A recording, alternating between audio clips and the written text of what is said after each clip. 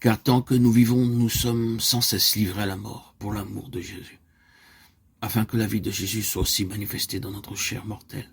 2 Corinthiens 4,12. À première lecture, il semble que ce verset ne soit qu'une répétition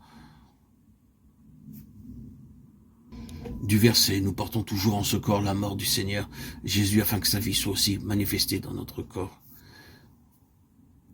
2 Corinthiens 4,10. Mais lorsqu'il s'agit de paroles prononcées, écrites sous l'inspiration du Saint-Esprit, nous pouvons être certains que toute phrase comporte une richesse spéciale, une nouvelle lumière. Effectivement, cette conformité à Christ en sa mort, dont nous parle ici l'apôtre, elle a sa source dans l'amour de Jésus et du prochain. Et c'est là que gît la différence avec le verset précédent. Dans celui-là, l'apôtre écrit, nous portons toujours en ce corps la mort du Seigneur Jésus, afin que sa vie soit aussi manifestée dans notre corps. La finale indique suffisamment qu'ici nous sommes seuls en jeu. Il s'agit de vie de Christ, se manifestant en nous. C'est pour nous que nous sommes maintenus en cet état de mort, où tout secours humain est impossible et où nous n'avons plus de recours qu'en Dieu. Mais maintenant, l'apôtre écrit, nous sommes livrés à la mort pour l'amour de Jésus.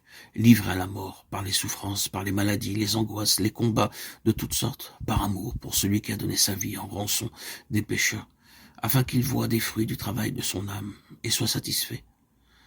Sommes-nous prêts à suivre le Seigneur jusque-là? Sommes-nous prêts à pousser jusque-là notre communion avec le Sauveur? Si nous supportons les épreuves, n'est-ce pas dans l'espérance que l'heure viendra où nous aurons une glorieuse moisson dans la vie éternelle? Dans un but égoïste. En ce cas, nous n'avons pas encore compris cette loi du sacrifice nécessaire pour qu'il y ait des fruits.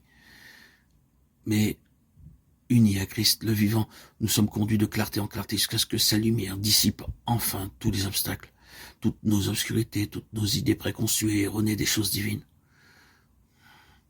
Nous voyons alors à la lumière de sa face que nous sommes bien conduits de gloire en gloire, mais pour être rendus capables d'une communion toujours plus intime avec celui qui est mort, en achevant de souffrir les afflictions de Christ pour son Église. Nous ne sommes plus centrés sur nous-mêmes, sur notre moi, notre ego, de sorte que la mort agit en nous et la vie en vous. 2 Corinthiens 4,12. La vie dans les autres par notre mort. Le voilà le résultat pour les autres. Il se manifeste dans la vie des autres. Peut-être, bien-aimés en Christ, frères et sœurs, désirez-vous gagner des âmes, les amener à Christ? Mais ce désir est-il assez puissant pour que vous veuilliez ne plus avoir en vous que faiblesse? Pour que vous veuilliez être vide de vous-même? Si, le vrai sacrifice, le véritable oubli de soi, le complet effacement, l'esprit de la croix, la manifestation indéniable de la vie de Jésus en votre corps mortel. La naissance en nous de cet amour immense qui conduisit Jésus au calvaire pour que nous ayons la vie divine par lui.